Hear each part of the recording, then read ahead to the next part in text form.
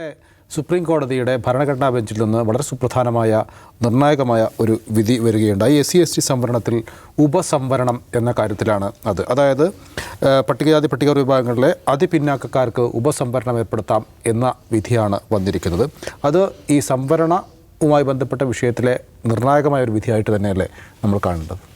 അതെ, നിർണായകമായ വിധിയാണ്. നിർണായകമായ വിധി എന്ന് പറഞ്ഞിട്ടുണ്ടെങ്കിൽ അതേക്കാൾ നിർണായകമായ ഒരു പോയിന്റിലേക്ക് ആ വിധി പോകും എന്നായിരുന്നു തുടക്കത്തിൽ പ്രതീക്ഷിക്കപ്പെടുന്നത്. കാരണം ഇതൊരു 7 മെമ്പർ ജഡ്ജിൻ്റെ കോൺസ്റ്റിറ്റ്യൂഷൻ ബെഞ്ചിൻ്റെ വിധിയാണല്ലോ. അപ്പോൾ അതിൽ ഓരോ ജഡ്ജിമാരും അവരുടെ വേർഡിക്റ്റ് വായിക്കുകയാണ് ചെയ്തത്. അപ്പോൾ തുടക്കത്തിലൊക്കെ വന്ന വാർത്ത എന്ന് പറഞ്ഞിട്ടുണ്ടെങ്കിൽ ഈ OBCയിലൊക്കെ ക്രീമി ലെയർ ഉണ്ടല്ലോ, OBC സംവരണത്തിൽ നിന്ന് ക്രീമി ലെയർ എന്ന് പറഞ്ഞാൽ മേൽപ്പാളികളായിട്ടുള്ള ആളുകളെ മാറ്റി നിർത്തുന്നുണ്ട്.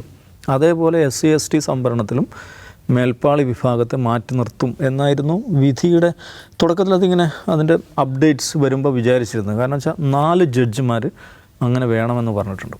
SC/ST സംവരണത്തിനകത്ത് ക്രീമി ലെയർ വ്യവസ്ഥ അതിനകത്ത് കൊണ്ടുവരണമെന്ന്. പക്ഷേ ഭൂരിപക്ഷ വിധി വന്നപ്പം 6 ജഡ്ജിമാർ യോജിച്ച ഒരു പോയിൻ്റ് എന്ന് പറഞ്ഞിട്ടുണ്ടെങ്കിൽ ഈ SC/ST സംവരണത്തിനകത്ത് ഉപസംവരണം കൊണ്ടുവരണം എന്ന് പറഞ്ഞിട്ടുണ്ടെങ്കിൽ ഇപ്പോൾ OBC സംവരണം എന്ന് പറയുമ്പോൾ ഇപ്പോൾ കേരളത്തിൽ OBC സംവരണം എടുത്തു കഴിഞ്ഞിട്ടുണ്ടെങ്കിൽ OBC സംവരണം ഒരു ഗിവൺ പെർസെൻറ്റേജ്, അതിനകത്ത് മുസ്ലിംസ്, ഈഴവ, ലാറ്റിൻ കാത്തലിക്സ് ഇങ്ങനെയുള്ള സബ് ഗ്രൂപ്പുകളുണ്ട്. അവർക്ക് ഒരു ഗിവൺ പെർസെൻറ്റേജ് അലൊക്കേഷൻ, അങ്ങനെയാണ് OBC സംവരണം ഉള്ളത്. പക്ഷേ കേന്ദ്രത്തിൽ OBC സംവരണം അങ്ങനെയല്ല. കേന്ദ്രത്തിൽ OBC സംവരണം ആ OBC കാറ്റഗറിക്ക് മൊത്തത്തിലുള്ളതാണ്. അപ്പോൾ ഇതേമാതിരി ഇപ്പോൾ കേരളത്തിലെ OBC സംവരണത്തിലുള്ളതുപോലെ സബ് കാറ്റഗറീസ് ഉണ്ടല്ലോ, അതേമാതിരി SC/ST സംവരണത്തിനകത്തും സബ് കാറ്റഗറീസ് കൊണ്ടുവരണം എന്നാണ് ഈ വിധിയിലെ ഏറ്റവും പ്രധാനപ്പെട്ടൊരു സംഗതി. മറ്റേതും പ്രധാനപ്പെട്ടാണ് ഇത് ഈ ക്രിമി ലെയർ വേണമെന്നുള്ളത്. പക്ഷേ അത് ഭൂരിപക്ഷം ജഡ്ജിമാരും അങ്ങനെ പറഞ്ഞിട്ടില്ല. അപ്പോൾ ഭൂരിപക്ഷം ജഡ്ജിമാരും യോജിച്ച പോയിൻ്റ് ഇതാണ്: സബ് കാറ്റഗറി, സബ് കാസ്റ്റുകളെ ഐഡൻറ്റിഫൈ ചെയ്യുകയും അവരുടെ ഇത് നിർണ്ണയിക്കുകയും ചെയ്യുക എന്നുള്ളത്. അത് അതിപിന്നാക്കക്കാരാണ്, അതിപിന്നാക്കക്കാരായുള്ള. അപ്പം ഉദാഹരണം പറഞ്ഞാൽ ഇപ്പോൾ കേരളത്തിൽ SC/ST സംവരണമുണ്ട്. SC സംവരണം 8%, ST സംവരണം 2%. അപ്പോൾ SC കമ്മ്യൂണിറ്റി, ഷെഡ്യൂൾഡ് കാസ്റ്റ്, പട്ടിക ജാതി എന്ന് പറയുന്ന വിഭാഗം 9.45 സംതിങ് പെർസെൻറ്റേജും ST എന്നുള്ളത് 1.something%, 1.60 അങ്ങനെ തോന്നുന്നു. ഇനി ഒരു മൊത്തം 11% SC/ST പോപ്പുലേഷൻ വരുന്നത്.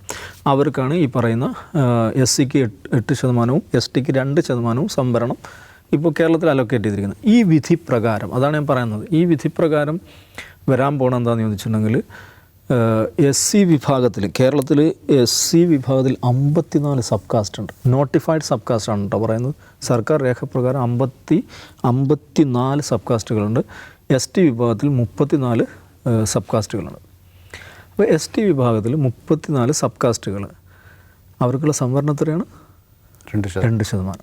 അപ്പോൾ ഈ 34 സബ് കാസ്റ്റുകളെ അവരുടെ സാമൂഹിക സാമ്പത്തിക സ്ഥിതി, ഒരു കാസ്റ്റ് സെൻസസ് നടത്തണം. എന്നിട്ട് അവരുടെ സാമ്പത്തിക സാമൂഹിക സ്ഥിതി പഠിക്കണം. അതിൽ അതീവ പിന്നോക്കമാർ എന്ന് ഐഡൻറ്റിഫൈ ചെയ്യണം. എന്നിട്ട് ഈ 2% നിന്ന് ഈ ഓരോ സബ് കാസ്റ്റിനുമുള്ള അലൊക്കേഷൻ നടത്തുക എന്ന് പറയുന്നൊരു പ്രക്രിയ ഉണ്ടല്ലോ, അതെന്തോരം സങ്കീർണമായിരിക്കും എന്ന് ആലോചിച്ചു. അതേമാതിരി SC സംവരണത്തിൽ ഈ പറയുന്ന 50-ൽ പരം സബ് കാസ്റ്റുകളുണ്ട്. അവർക്കാകെ 8% ഉള്ളൂ. ഈ 8% ഈ 54 സബ് കാസ്റ്റുകളിൽ എങ്ങനെ അലൊക്കേറ്റ് ചെയ്യും? ഇത് സങ്കീർണമായിട്ടുള്ള പ്രക്രിയയാണ്. പക്ഷേ ഇത് വേണമെന്ന് ചോദിച്ചാൽ ഐഡിയലി അത് വേണ്ടതുമാണ്. ഇപ്പോൾ ഉദാഹരണം പറഞ്ഞാൽ ഈ ഇഷ്യൂ ഏറ്റവും കൂടുതൽ കേരളത്തിൽ ഈ ഇഷ്യൂ അത്രയില്ല. അപ്പോൾ കേരളത്തിൽ ഇപ്പോൾ SC സംവരണത്തിൽ നല്ലൊരു ശതമാനം പുലയ വിഭാഗത്തിനാണ് പോകുന്നത്, ബാക്കിയുള്ള ആളുകൾക്ക് അത്ര കിട്ടുന്നില്ല എന്നൊരു വിമർശനമുണ്ട്. അതേപോലെ ST സംവരണത്തിൽ കുറിച്യ വിഭാഗത്തിനാണ് പോകുന്നത്. അങ്ങനെയൊക്കെയുള്ള വിമർശനം അതിനകത്തുണ്ട്. പക്ഷേ കേരളത്തിന് പുറത്ത് കുറച്ചുകൂടി രൂക്ഷമാണ്. ഇപ്പോൾ ആന്ധ്രയിൽ മറ്റേ മാല ജാതി അവർ നടത്തുന്ന പ്രക്ഷോഭം അങ്ങനെ ഉണ്ടായിരുന്നു. അവർക്ക് കൂടുതൽ കിട്ടുന്നു എന്നുള്ള പ്രശ്നം, ബാക്കിയുള്ള ആളുകൾക്ക് അതിൽ റിസൻമെൻറ്റ്. ഉത്തരേന്ത്യയിലെ പല ഭാഗങ്ങളിലും ഈ നിലക്കുള്ള സംവരണ സമരങ്ങളും പ്രക്ഷോഭങ്ങളും കലാപങ്ങളൊക്കെ പല സമയങ്ങളായിട്ട് ഉണ്ടാവാറുണ്ട്. അപ്പോൾ അതുകൊണ്ട് ഇങ്ങനെ സബ് കാസ്റ്റുകളെ ഐഡൻറ്റിഫൈ ചെയ്യുക, അവരുടെ സോഷ്യോ എക്കണോമിക് സ്റ്റാറ്റസ് പഠിക്കുക, അതിനനുസരിച്ച് അലൊക്കേഷൻ, അതിൻ്റെ ഒരു ഡിസ്ട്രിബ്യൂഷൻ ഇതാക്കുക എന്ന് പറയുന്നത് കുറച്ചും കൂടെ ജസ്റ്റിഫയബിളാണ്. പക്ഷെ പ്രാക്ടിക്കലി അതെന്തോരം സങ്കീർണമായിരിക്കും എന്നുള്ള പ്രശ്നം അവിടെ ഉണ്ട്. എന്ന് മാത്രമല്ല ഇതിലേക്ക് പോകുമ്പോൾ രാഷ്ട്രീയ പാർട്ടികൾ സംബന്ധിച്ചിടത്തോളം, രാഷ്ട്രീയ പാർട്ടികളെ സംബന്ധിച്ചിടത്തോളം അവർ അസ്വസ്ഥമാകുന്നൊരു പോയിൻ്റുണ്ട്. കാരണം ഇങ്ങനെ ഒരു റീഡിസ്ട്രിബ്യൂഷൻ ഇതിനകത്ത് വന്നു കഴിഞ്ഞാൽ ഇപ്പോൾ കിട്ടുന്നതിൽ ചില കാസ്റ്റുകൾക്ക്, ചില സബ് കാസ്റ്റുകൾക്ക് ഇപ്പോൾ കിട്ടുന്നതിൽ കുറവ് വന്നേക്കാം. ഇപ്പം അവർ എൻജോയ് ചെയ്യുന്ന ഒരു ഇതുണ്ടല്ലോ, അത് കുറവ് വന്നേക്കാം. അപ്പോൾ അവർ സ്വാഭാവികമായിട്ടും ഇപ്പോൾ നന്നായിട്ട് എൻജോയ് ചെയ്യുന്നൊരു കമ്മ്യൂണിറ്റി ആകുമ്പോൾ കുറച്ചും കൂടി പ്രഷർ ചെയ്യാൻ കഴിവുള്ള കമ്മ്യൂണിറ്റി ആയിരിക്കും, മിഡിൽ ക്ലാസ് കൂടുതലുള്ള കമ്മ്യൂണിറ്റി ആയിരിക്കും. അവരുടെ ഒരു പ്രഷർ ടാക്ടിക്സ് കൂടും, പ്രക്ഷോഭങ്ങളുണ്ടായേക്കാം, സമരങ്ങളുണ്ടായേക്കാം. അത് രാഷ്ട്രീയ പാർട്ടികൾക്ക് മേലുണ്ടാക്കുന്ന സമ്മർദ്ദമുണ്ട്. എന്ന് മാത്രമല്ല, ഇത് ഓരോ സബ് ഗ്രൂപ്പിങ്ങുമായി ബന്ധപ്പെട്ടും അവർക്ക് നൽകുന്ന അലൊക്കേഷനുമായി ബന്ധപ്പെട്ടും തർക്കങ്ങളുണ്ടാവുകയും കോടതികളിലേക്ക് പോവുകയും ചെയ്യും.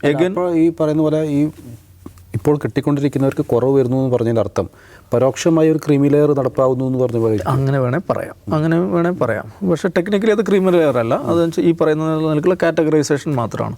അപ്പോൾ ഞാൻ പറഞ്ഞ വെച്ചാൽ ഈ കോടതി വ്യവഹാരങ്ങളുടെ ഒരു പ്രളയം നിശ്ചയമായിട്ടും ഇതുമായിട്ട് ബന്ധപ്പെട്ടിട്ടുണ്ടാവും. അപ്പോൾ അതുകൊണ്ട് ഐഡിയലി ഇത് ഈ പറയുന്ന സബ് കാറ്റഗറികളെ കണ്ടെത്തുകയും അവരുടെ സോഷ്യോ എക്കണോമിക് സ്റ്റാറ്റസ് മനസ്സിലാക്കി അതിനനുസരിച്ച് അലോക്കേറ്റ് ചെയ്യുകയും ചെയ്യുക എന്ന് പറയുന്നത് ഐഡിയലി നല്ലൊരു കാഴ്ചപ്പാടായിരിക്കും. തന്നെ പ്രായോഗികമായ വലിയ പ്രശ്നം അതിനകത്തുണ്ടാവും. ഈ വിധിയുടെ മറ്റൊരു ഭാഗം കിടക്കുന്ന ഇതാണ്, 4 ജഡ്ജിമാർ ക്രീമി ലെയർ വേണം, SC/STക്ക് അകത്ത് ക്രീമി ലെയർ വേണമെന്ന് പറഞ്ഞിട്ടുണ്ട്. അത് ഭരണകൂടത്തെ സംബന്ധിച്ചതൊരു പിടിവള്ളിയാണ്. പ്രത്യേകിച്ച് ഇവിടെയുള്ള എല്ലാ ഭരണകൂടങ്ങളും സംവരണം എങ്ങനെയെങ്കിലും ഇല്ലാതാക്കണമെന്ന് മനസ്സാഗ്രഹിക്കുന്നവരാണ്. പക്ഷേ പ്രൊട്ടസ്റ്റിന് ഭയന്ന് മാത്രമാണ് അവർ ചെയ്യാത്തത്. ക്രീമി ലെയർ എന്ന് പറയുന്ന അടിസ്ഥാനപരമായി സംവരണം എന്ന് പറയുന്ന ആശയത്തിൻ്റെ കടക്കിൽ കത്തിവെക്കുന്നൊരു പ്രശ്നം അതിനകത്തുണ്ട്. എന്താണെന്ന് വെച്ചിട്ടുണ്ടെങ്കിൽ, ഇപ്പോൾ നമ്മുടെ കേരളത്തിൽ ഏറ്റവും ശ്രദ്ധേയനായൊരു സംവരണ വിദഗ്ധൻ എന്ന് പറയുന്ന സുദേശ് ഇതേക്കുറിച്ച് പറയുന്നൊരു വളരെ മനോഹരമായൊരു ഉദാഹരണമുണ്ട്. എന്താണെന്ന് വെച്ചിട്ടുണ്ടെങ്കിൽ, നമ്മൾ ഇന്ത്യ UN സെക്യൂരിറ്റി കൗൺസിലിൽ ഇന്ത്യക്ക് അംഗത്വം വേണം, പെർമനൻറ്റ് മെമ്പർഷിപ്പ് വേണമെന്ന് വാദിക്കുന്നുണ്ടല്ലോ. ഇന്ത്യയുടെ പ്രധാനപ്പെട്ടൊരു ഇൻ്റർനാഷണൽ ഡിമാൻഡാണത്. ആ ഡിമാൻഡിന് അങ്ങനെ ഒരു ഡിമാൻഡ് വെക്കാൻ ഇന്ത്യക്ക് പറ്റുമെന്ന് വെച്ചാൽ നിശ്ചയമായും ഇന്ത്യ ലോകത്ത് ഏറ്റവും ജനസംഖ്യയുള്ള രാജ്യമാണ്. അങ്ങനെയുള്ളൊരു രാജ്യത്തിന് ഒരു അന്താരാഷ്ട്ര വേദിയുടെ പെർമനൻറ്റ് മെമ്പർഷിപ്പ് ഇല്ല എന്ന് പറയുന്നത് ശരിയല്ല, ജനാധിപത്യപരമായിട്ടൊന്നും ശരിയല്ല. അപ്പോൾ ഇന്ത്യക്ക് പെർമനൻറ്റ് സെക്യൂരിറ്റി കൗൺസിലിൽ സ്ഥിരാംഗത്വം വേണമെന്നുള്ള വാദം ഇന്ത്യ ഉന്നയിക്കുന്നുണ്ട്. ഓക്കെ, നമ്മളെ വാദം ഉന്നയിക്കുന്നു. എന്താണ്, ലോകത്ത് ഏറ്റവും ജനസംഖ്യയുള്ള രാജ്യം മാറ്റി നിർത്തപ്പെടുന്നു, ഞങ്ങൾക്കവിടെ ഇത് വേണം. അങ്ങനെ ഒരു ഡിമാൻഡ് നമ്മൾ ഉന്നയിക്കുമ്പോൾ അവരിങ്ങോട്ട് പറയാണ്, ഞങ്ങൾ തരാം, പക്ഷേ അത് നിങ്ങളുടെ ഇന്ന വിഭാഗം പ്രധാനമന്ത്രിയായാലേ തരുള്ളൂ, അല്ല ഇന്ന വിഭാഗത്തിൽപ്പെട്ട ആളുകൾ ഭരിക്കുമ്പോഴേ തരുള്ളൂ എന്ന് പറയുന്നത് എന്തുമാത്രം അയുക്തികവും അനുചിതവുമാണ്. അതേപോലെയാണ് സംവരണം തരാം, പക്ഷേ ഇന്ന ആളുകൾക്ക്, നിങ്ങളുടെ കൂട്ടത്തിൽ ഇന്ന ആളുകൾക്ക് തരത്തുള്ളൂ എന്ന് പറയുന്നതാണല്ലോ ഈ ക്രീമി ലെയർ വാദം എന്ന് പറയുന്നത്.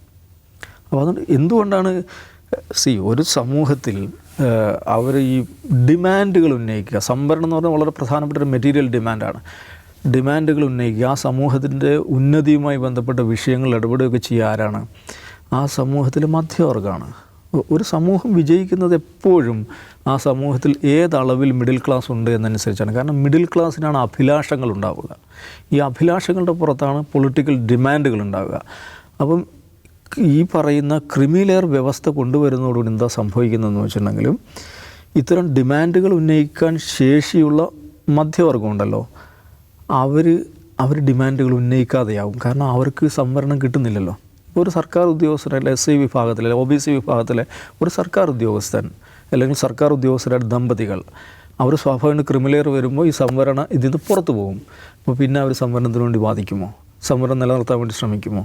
അപ്പോൾ അടിസ്ഥാനപരമായി സംവരണം എന്ന് പറയുന്ന ആശയത്തെ തന്നെ ഇല്ലാതാക്കുന്ന ഒരു പദ്ധതി, ഒരു സവർണ പദ്ധതിയായിട്ടാണ് സംവരണവാദികൾ ഇതിനെ ക്രീമി ലെയറിനെ കാണുന്നത്. അതുകൊണ്ട് 4 ജഡ്ജിമാർ SC/STക്കകത്ത് സംവരണം വേണം എന്ന് പറഞ്ഞത് സർക്കാർ ഭരണകൂടത്തെ സംബന്ധിച്ചിടത്തോളം വളരെ നല്ലൊരു പിടിവള്ളിയാണ്. ആ നിലക്കുള്ള നിയമനിർമ്മാണം അധികം വൈകാതെ ഉണ്ടാകാനുള്ള സാധ്യതയും ഉണ്ട്. ജിംസി, നിർണായകമായ വിധി നടപ്പിലാക്കുമ്പോൾ അതിൻ്റെ പ്രായോഗികമായി എന്തെങ്കിലും കോംപ്ലിക്കേഷൻസ് ഉണ്ടോ ഈ പറഞ്ഞ പോലെ? അല്ല, ഈ വിധി കുറച്ച് അവ്യക്തവും അവ്യക്തമായി വ്യാഖ്യാനിക്കപ്പെട്ടതുമാണ്. യഥാർത്ഥത്തിൽ ഇതെന്താണ് കേസ് എന്ന് പറഞ്ഞാൽ, state of Punjab versus Davinder Singh എന്ന് പറഞ്ഞൊരു കേസാണ്. അത് പഞ്ചാബിൽ ഇതുപോലെ ഒരു ഷെഡ്യൂൾഡ് കാസ്റ്റിൽ ഈ ക്രീമി ലെയർ ഷെഡ്യൂൾഡ് കാസ്റ്റ് ഈ പറയുന്ന പോലെ വ്യത്യസ്ത കാറ്റഗറികളായി തിരിച്ച് ആ സംവരണം നടപ്പാക്കാൻ അവർ തീരുമാനിച്ചു. അതിനെതിരെ സുപ്രീം കോടതി തന്നെ നടന്ന കേസാണ്. സുപ്രീം കോടതി നടന്ന കേസിൽ അത് അങ്ങനെ ചെയ്യാൻ പാടില്ല എന്ന് പറഞ്ഞ് സ്റ്റേ ചെയ്തു. പഞ്ചാബ് സർക്കാരിൻ്റെ വിധി സ്റ്റേ ചെയ്തു, നീക്കം സ്റ്റേ ചെയ്തു. അത് ഭരണഘടനാ ബെഞ്ചിലേക്ക് പോയതാണ്, അപ്പീലിൽ ഭരണഘടനാ ബെഞ്ചിൽ പോയതാണ്. യഥാർത്ഥത്തിൽ ഇതൊരു പർട്ടിക്കുലർ കേസിലുള്ള ഒരു വിധിയാണ്. അത് ശരിയല്ല, അത് ശരിയാണെന്നുള്ളൊരു വിധി മാത്രമാണ്. അപ്പോൾ യഥാർത്ഥത്തിൽ അതിലെന്താണ് ഇപ്പോൾ ഭരണഘടനാ ബെഞ്ച് പരിശോധിച്ചിട്ട് എന്താണ് പറഞ്ഞത്? ഭരണഘടനാ ബെഞ്ച് പറയുന്നത് സബ് കാസ്റ്റുകളാകാം, അതായത് SC/ST സംവരണത്തിലോ അല്ലെങ്കിൽ സംവരണ വിഭാഗങ്ങളിൽ സബ് കാസ്റ്റുകളാകാം എന്നുള്ളത് മാത്രമാണ് അതിൽ വിധി. ബാക്കി മുഴുവൻ ജഡ്ജിമാരുടെ അഭിപ്രായ പ്രകടനങ്ങൾ മാത്രമാണ്, ഒപ്പീനിയൻസാണ്. അതല്ലാതെ ഒരു വിധി സ്വഭാവമുള്ളതോ അഡ്വൈസറി സ്വഭാവം പോലും ഉള്ളതല്ല, കമൻസ് മാത്രമായിട്ട് നമുക്ക് കണക്കാക്കാൻ കഴിയും. ഇപ്പോൾ ആ പർട്ടിക്കുലർ കേസിൽ എന്താണ് അവിടുത്തെ ഷെഡ്യൂൾഡ് കാസ്റ്റിൽ സബ് കാസ്റ്റുകൾക്ക് സംവരണം ഏർപ്പെടുത്താം എന്ന് ഭരണഘടനാ ബെഞ്ച് വിധിച്ചു എന്ന് മാത്രമേ ആ വിധിയുടെ ക്രക്സ് ഉള്ളൂ. പക്ഷേ ഇതിൽ അപകടം ദാവസായി പറഞ്ഞതുപോലെ ഇതിൽ വലിയ അപകടങ്ങളുണ്ട്. അപകടങ്ങൾ എന്താണെന്ന് വെച്ചാൽ, ഒന്ന്, ഈ ക്രീമി ലെയർ പരാമർശം നടത്തിയ ചില ജഡ്ജിമാരുടെ വിധിന്യായങ്ങൾ. ക്രീമി ലെയർ നിലവിൽ OBC ക്രീമി ലെയർ ഉണ്ടെന്ന് നമുക്കറിയാം. അപ്പോൾ ഈ ക്രീമി ലെയറിനെ കുറിച്ച് വാദിക്കുന്ന ആളുകൾ നിങ്ങൾ ശ്രദ്ധിച്ചു നോക്കുക, ശ്രദ്ധിച്ചാൽ മനസ്സിലാവും, ഈ ക്രീമി ലെയർ വേണമെന്ന് വാദിക്കുന്നവരൊക്കെ സംവരണ വിരുദ്ധരായിരിക്കും. സംവരണ വിരുദ്ധരാണ്. ആ ക്രീമി ലെയർ വേണ്ടേ? ഇപ്പോൾ ഒരു വിഭാഗത്തിന് സംവരണം കൊടുക്കുമ്പോൾ അതിൽ പൈസക്കാർക്ക് മാത്രം സംവരണം കിട്ടിയാൽ മതിയോ? പൈസ ഇല്ലാത്തൊരു പിന്തള്ളപ്പെടില്ല എന്നുള്ളതാണ് ക്വസ്റ്റ്യൻ. അപ്പോൾ ഇത് വളരെ ലോജിക്കലായിട്ടുള്ള ക്വസ്റ്റ്യനാണ്. ഇപ്പോൾ ഒരു വിഭാഗത്തിന് സംവരണം കൊടുക്കുന്നു, അതിൽ എക്കണോമിക്കലി അഡ്വാൻസ്ഡ് ആയിട്ടുള്ള ആളുകൾക്ക് മാത്രം സംവരണം ലഭിക്കുന്നു, ബാക്കിയുള്ളവരെ എല്ലാ കാലത്തും പിന്തള്ളപ്പെടുന്നു എന്നൊരു വ്യാഖ്യാനം. അപ്പോൾ നമ്മൾ ആരെങ്കിലും ശരിയാണല്ലോ, അവിടുത്തെ പാവങ്ങൾ എപ്പോഴും പാവപ്പെട്ടവരായിട്ട് കിടക്കും എന്നുള്ളതാണ്. യഥാർത്ഥത്തിൽ ഈ ക്വസ്റ്റ്യനെ ഈ UN പ്രതിനിധി സഭയിലെ UN സെക്യൂരിറ്റി കൗൺസിലിലെ അംഗത്വം വെച്ചിട്ടല്ല ആ ലോജിക്കിനെ വാദിക്കേണ്ടതെന്നാണ് എൻ്റെ അഭിപ്രായം. കാരണം ഞാൻ പൂയംകുട്ടിയിലെ വളരെ ദൂരെയുള്ളൊരു ആദിവാസി കോളനി പോയിരുന്നു. അപ്പോൾ അവിടെ ചെല്ലുമ്പോൾ സാധാരണ നമുക്കറിയാലോ, ആദിവാസി കോളനിയുടെ അവസ്ഥ അറിയാലോ. അവിടെ അദ്ദേഹത്തിൻ്റെ പേര് ഇറയപ്പൻ എന്ന മറ്റാണ്. അദ്ദേഹം ജീവിക്കുന്നത് സമ്പന്നനായിട്ടാണ്. അദ്ദേഹത്തിന് കുറേ അധികം ഭൂമിയുണ്ട്. ആദിവാസികളുടെ പരമ്പരാഗതമായിട്ട് കിട്ടിയ ഭൂമിയാണ്. അതിൽ കുരുമുളക് കൃഷി ചെയ്യുന്നു, ഏലം കൃഷി ചെയ്യുന്നു, നദി കൃഷി ചെയ്യുന്നു.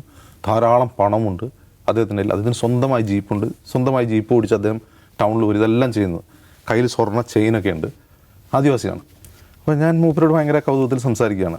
അപ്പോൾ നിങ്ങൾ ഭയങ്കര കാട്ടിലാണ് ജീവിക്കുന്നത്, നിങ്ങൾ നല്ല പോഷ് ലൈഫാണല്ലോ എന്ന് പറഞ്ഞ് അയാളെങ്ങനെ സൂചിപ്പിക്കുക. മൂപ്പര് പറയാം, പോഷ് ലൈഫൊക്കെയാണ്, പക്ഷേ എനിക്ക് ഇവിടുത്തെ MLA ആവാൻ പറ്റും എന്നോട് ചോദിക്കുകയാണ്. ഒരു പക്ഷേ ഇപ്പോഴത്തെ നമ്മുടെ MLA-യേക്കാൾ കൂടുതൽ പണം എൻ്റെ കയ്യിലുണ്ടാകും, പക്ഷേ എനിക്ക് എന്തെങ്കിലും കാലത്ത് ഞാൻ മരിക്കുന്നതിന് മുമ്പ് എനിക്ക് MLA ആവാൻ പറ്റും എന്നൊരു ക്വസ്റ്റ്യൻ. ഞാൻ അപ്പോഴാണ് അതിനെപ്പറ്റി ചിന്തിക്കുന്നത്. ഏതായാലും നമ്മൾ സംവരണത്തിൻ്റെ വിഷയത്തിലേക്ക് എടുത്ത് നോക്കുക. യഥാർത്ഥത്തിൽ ഈ ക്രീമി ലെയർ എന്ന് പറയുന്ന വാദം തന്നെ എന്താണ്? അത് സാമ്പത്തിക സംവരണമാക്കുകയാണ് ചെയ്യുന്നത്. അതാണല്ലോ സംവരണം തട്ടിമറിക്കാനുള്ള ഏറ്റവും നല്ല വഴി, സാമ്പത്തിക സംവരണം നടപ്പാക്കുക എന്നുള്ളതാണ്. അപ്പോൾ ഇത് എന്തായി മാറി? ഇത് റെപ്രസെൻറ്റേഷൻ എന്നതിനപ്പുറം ഇതൊരു ദാരിദ്ര്യ ലഘൂകരണ പദ്ധതിയും തൊഴിൽ ദാന പദ്ധതിയുമായി മാറുകയാണ്. ഇതേ ക്രീമി ലെയർ സംഭവം ഈ SC/ST-കൾക്ക് വേണ്ടി ഷെഡ്യൂൾ ചെയ്യുന്ന ഈ നിയോജക മണ്ഡലങ്ങളിൽ നടപ്പാക്കൂ. അങ്ങനെ വേണമല്ലോ, ഇത് തൊഴിൽ മാത്രം പോരല്ലോ അങ്ങനെയാണെങ്കിൽ. അതായത് ഒരു രാജ്യത്ത് SC/ST മണ്ഡലങ്ങളുണ്ട്, ലോക്സഭാ മണ്ഡലമുണ്ട്, അസംബ്ലി മണ്ഡലമുണ്ട് എന്നൊരു കാര്യം ചെയ്യുക. അതിലും ക്രീമി ലെയർ ഏർപ്പെടുത്തിയിട്ട് ക്രീമി ലെയറിൽ താഴെയുള്ളവരെ മാത്രം അവിടെ മത്സരിപ്പിക്കാമെന്ന് തീരുമാനിക്കുമോ? എന്തുകൊണ്ട് പറ്റില്ല? അത് റെപ്രസെൻറ്റേഷനാണ്. മനസ്സിലാവുണ്ടോ? അവിടെ റെപ്രസെൻറ്റേഷൻ മാത്രമാണ് മാനദണ്ഡം, അവിടെ എന്ത് മാനദണ്ഡമല്ല, ക്രീമി ലെയർ മാനദണ്ഡമല്ല. അപ്പോൾ യഥാർത്ഥത്തിൽ റെപ്രസെൻറ്റേഷനാണ് ഇതിലെ പ്രശ്നം. ആ റെപ്രസെൻറ്റേഷൻ ഇല്ലാതാക്കാനുള്ള കുറുക്കുവഴിയാണ് ഈ പറയുന്ന ക്രീമി ലെയറും ഈ പറയുന്ന ഈ EWS ഉൾപ്പെടെയുള്ള സാമ്പത്തിക സംവരണവാദവും. ഇത് വളരെ വളരെ ലഘുവായ ലോജിക്കാണ്. അതുകൊണ്ടാണ് ഈ ആദിവാസി സമ്പന്നനായ ആദിവാസിയുടെ കഥ പറയാൻ കാരണം. അതായത് റെപ്രസെൻറ്റേഷനാണ് പ്രശ്നം. ഒരു സമുദായത്തിൽ അയാൾക്ക് എത്ര പണം ഉണ്ടായാലും റെപ്രസെൻ്റ് ചെയ്യപ്പെടില്ല എന്നുള്ളതാണ്. കേരളത്തിൽ ഒരു ആദിവാസി മുഖ്യമന്ത്രി ഉണ്ടാവില്ല, നമുക്ക് 100% ഉറപ്പുള്ള കാര്യമാണ് അല്ലേ? ഒരു ദളിതൻ മുഖ്യമന്ത്രിയാവൂ എന്ന് ചോദിച്ചാൽ നമുക്ക് എല്ലാവർക്കും അറിയാം, ആവില്ല. ഒരു മുസ്ലിം മുഖ്യമന്ത്രിയാവും എന്നുള്ളതാണ് മതേതര കേരളത്തിൻ്റെ ഏറ്റവും വലിയ ആശങ്ക. അതുകൊണ്ട് നമ്മൾ മനസ്സിലാക്കണം. അപ്പോൾ റെപ്രസെൻറ്റേഷനാണ് പ്രശ്നം, അല്ലാണ്ട് എക്കണോമിക് സ്റ്റാറ്റസ് അല്ല പ്രശ്നം. അപ്പോൾ യഥാർത്ഥത്തിൽ ഈ ക്രീമി ലെയർ വാദം തന്നെ ഈ സാമ്പത്തിക സംവരണവാദത്തിൻ്റെ ഒരു തുടർച്ചയാണ്. അതേസമയം തന്നെ ഈ വിധി വരുന്നത് ഒരു പൊളിറ്റിക്കൽ കോണ്ടെക്സ്റ്റിൽ കൂടിയാണ്. കാസ്റ്റ് സെൻസസ് വേണം എന്ന് ഡിബേറ്റ് വലിയ ശക്തമായിട്ട് ഇന്ത്യയിൽ നിലനിൽക്കുകയാണല്ലോ. അതിനെപ്പറ്റി പാർലമെൻറ്റിൽ നിരന്തരം രാഹുൽ ഗാന്ധി അതേക്കുറിച്ച് സംസാരിക്കുന്നു, ഇന്ത്യ കക്ഷികളെല്ലാവരും ഇതേക്കുറിച്ച് സംസാരിക്കുന്നു. പക്ഷേ ഈ വിധി വന്നതിന് ശേഷം കോൺഗ്രസ് ഇതിനോട് പ്രതികരിച്ചിട്ടില്ല. CPM general secretary Sitaram Yechury tweet ചെയ്തിരുന്നു. അദ്ദേഹം പറയുന്നത് ഈ സബ് കാസ്റ്റുകളുടെ റെപ്രസെൻറ്റേഷൻ ഉറപ്പുവരുത്തണം എന്നാണ് അദ്ദേഹത്തിൻ്റെ ട്വീറ്റിൽ പറയുന്നത്. അത് ഭയങ്കര തമാശയാണ്. ആ ട്വീറ്റിൻ്റെ അടിയിലെ കമൻസ് ഒക്കെ ഞാൻ പോയി നോക്കി. റൈറ്റ് വിങ് ഹാൻഡിൽസ് എല്ലാം സീതാറാം യെച്ചൂരിയെ ജയ് വിളിക്കുകയാണ്. ആദ്യമായി ഒരു ഫാർ ലെഫ്റ്റ് ആളുടെ അഭിപ്രായത്തിന് എനിക്ക് പിന്തുണയ്ക്കേണ്ടി വന്നൊക്കെയാണ് ആൾ പറയുന്നത്. അപ്പോൾ സീതാറാം യെച്ചൂരി പറയുന്നത് എന്താണ്? ഈ സബ് കാസ്റ്റുകളുടെ റെപ്രസെൻറ്റേഷൻ ഉറപ്പുവരുത്തണം എന്ന് പറഞ്ഞാൽ അതിൻ്റെ പച്ച മലയാളം ക്രീമി ലെയർ ഏർപ്പെടുത്തുന്നതാണ്. അതായത് OBC-യിൽ ക്രീമി ലെയർ ഏർപ്പെടുത്തിയതുപോലെ SC/ST-യിലും ക്രീമി ലെയർ ഏർപ്പെടുത്തുന്നതാണ്. അപ്പോൾ ആ പൊളിറ്റിക്കൽ സ്റ്റാൻഡ് ആരുടെ പൊളിറ്റിക്കൽ സ്റ്റാൻഡാണ്? സാമ്പത്തിക സംവരണവാദികളുടെ പൊളിറ്റിക്കൽ സ്റ്റാൻഡാണ്. അത് ആരുടെ പൊളിറ്റിക്കൽ സ്റ്റാൻഡാണ്? EWS ഏർപ്പെടുത്തിയ മോദി സർക്കാരിൻ്റെ പൊളിറ്റിക്കൽ സ്റ്റാൻഡാണ്. നമ്മളത് മനസ്സിലാക്കുക. പക്ഷേ ഇതാണ് ഇതിൻ്റെ ഒരു വൈരുദ്ധ്യം എന്ന് പറയുന്നത്. അപ്പോൾ യഥാർത്ഥത്തിൽ ഈ പറയുന്ന സാമ്പത്തിക മാനദണ്ഡം സംവരണത്തിൽ കൊണ്ടുവരുന്ന ഏത് വാക്കാണെങ്കിലും, അത് ക്രീമി ലെയർ ആണെങ്കിലും EWS ആണെങ്കിലും എന്ത് വാക്കാണെങ്കിലും അത് സംവരണത്തെ ഇല്ലാതാക്കാൻ വേണ്ടിയുള്ളതാണ് എന്ന് പച്ചയ്ക്ക് പറയാൻ കഴിയണം. അതുകൊണ്ടാണ് ഈ പറയുന്ന കോടതി വിധി ദുരവ്യാപകമായ ഫലങ്ങൾ ഉണ്ടാകും. ഇതിപ്പോൾ ഒരു അഡ്വൈസറി സ്വഭാവത്തിലാണ് ഈ ക്രീമി ലെയർ പറയുന്നതും ഈ സബ് കാസ്റ്റുകളുടെ റെപ്രസെൻറ്റേഷനെ പറ്റി പറയുന്നു. അത് അഡ്വൈസറിയാണ്, അത് ചെയ്യണം എന്നല്ല. പക്ഷേ ഈ കോടതി വിധി വെച്ചിട്ട് എന്ത് ചെയ്യാൻ പറ്റും? ഇനി വിവിധ ഏതെങ്കിലും സംസ്ഥാനങ്ങൾക്ക് ഇത് തുടക്കം കുറിക്കാൻ കഴിയും. ആർക്കെങ്കിലും കോടതി അങ്ങനെ പറഞ്ഞിട്ടുണ്ടെന്ന് പറഞ്ഞ് അവർക്ക് തുടക്കം കുറിക്കാൻ കഴിയും. അത് വലിയ തോതിലുള്ള പ്രശ്നങ്ങളിലേക്ക് പോകും. ഈ സംവരണത്തെക്കുറിച്ചുള്ള കൂടുതൽ പ്രശ്നങ്ങളിലേക്ക് പോകും. അതുകൊണ്ടാണ് ഈ കാസ്റ്റ് സെൻസസിലൂടെ റെപ്രസെൻറ്റേഷനെ കുറിച്ച്, സബ് കാസ്റ്റുകളുടെ ഉൾപ്പെടെയുള്ള റെപ്രസെൻറ്റേഷനെ കുറിച്ച് കൃത്യമായിട്ട് പഠിക്കുകയും നിലവിലുള്ള സംവരണ പാറ്റേൺ മാറ്റണമെങ്കിൽ മാറ്റുകയും ചെയ്യണമെന്ന് ഞാൻ പറയാം. ഒരേ പാറ്റേൺ എല്ലാ കാലത്തും തുടർന്ന് സംവരണം ഒരു അനന്തമായ രീതിയിൽ കൊണ്ടുപോകുന്നത് ശരിയല്ല. റെപ്രസെൻറ്റേഷൻ കിട്ടുന്നതനുസരിച്ച് ആ സംവരണത്തിൻ്റെ പാറ്റേൺ മാറ്റുകയും കൂടുതൽ സംവരണ വിഭാഗങ്ങൾ ഉൾപ്പെടുത്തേണ്ടതിൽ ഉൾപ്പെടുത്തുകയും ഒഴിവാക്കേണ്ടവരിൽ ഒഴിവാക്കുകയും വേണമെന്നുള്ളതാണ് അഭിപ്രായം. അല്ലാതെ ഇത് എല്ലാ കാലത്തേക്കും നിലനിർത്തേണ്ട ഒരു കാര്യമല്ല. പക്ഷേ അതിന് കൃത്യമായ ഡാറ്റ വേണം. അതിന് കാസ്റ്റ് സെൻസസ് അനിവാര്യമാണ്.